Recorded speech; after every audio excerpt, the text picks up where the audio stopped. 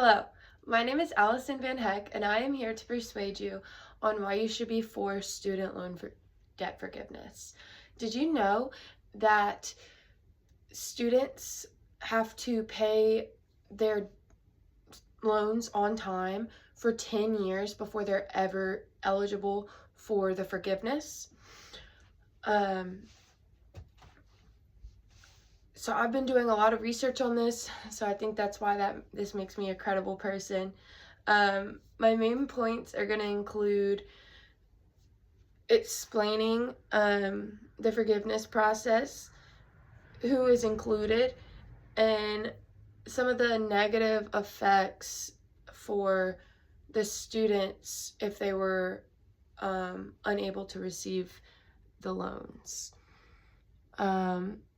So recently there's been a bill floating around, and if it's passed, it's going to limit the borrowing limit to $50,000 for federal loans.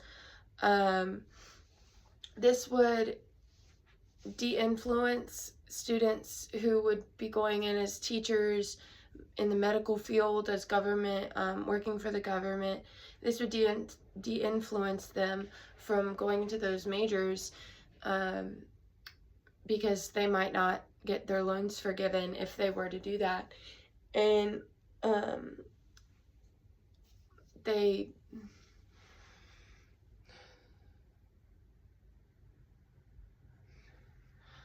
so the lasting economic effects, 51% of renting students borrowers have not bought a home due to their student loan debt.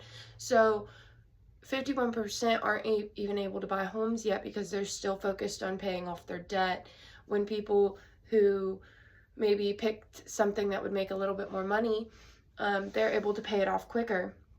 So they're able to, get houses, cars, invest more in themselves, so they are able to provide for themselves. 31% of student loan debt holders have delayed a car purchase due to their debt, and 22% have postponed starting a business due to their student loan debt. So that's just detrimental to us as a society. It would be very helpful to have those loans forgiven, at least just a little bit. And that can have a negative effect on a person's life. But it will only if we keep it as how the student loan forgiveness policy as it is. Normally, if you get a $100,000 loan over the course of your 4 years and you pay it off for 10 years, then you have already paid for your tuition. Everything else that you have left on that payment is going to be your interest rate. If you have like a 7% interest rate, then you're going to have $70,000 left when you've already paid your tuition. And that's a lot of money for people. And so the solution would be, don't pass the bill. I think that the student loan forgiveness policy is good the way it is. It's helping out the individuals that it should be helping out in terms of careers and low-paying jobs.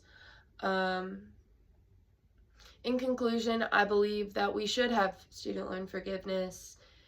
And today we went over some of the economic impacts that it has on the students, and who is actually eligible for the forgiveness. So let's take action. Thank you.